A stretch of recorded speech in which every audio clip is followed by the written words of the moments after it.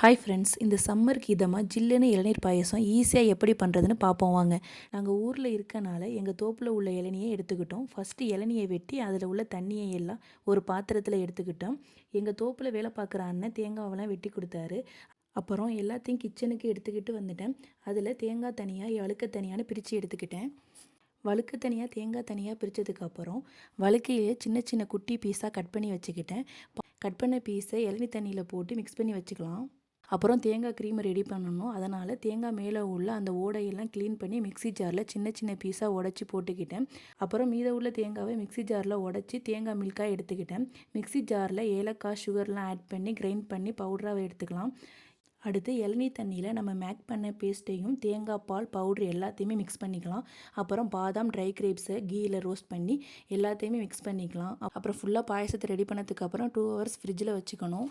2 ஹவர்ஸ்க்கு அப்புறம் ஃப்ரிட்ஜில் இருந்து இதை எடுத்து ஒரு கிளாஸில் ஊற்றி டேஸ்ட் பண்ணால் டேஸ்ட் வேறு லெவலில் இருந்துச்சு. நீங்களும் இதை ட்ரை பண்ணி பாருங்கள். பாய்.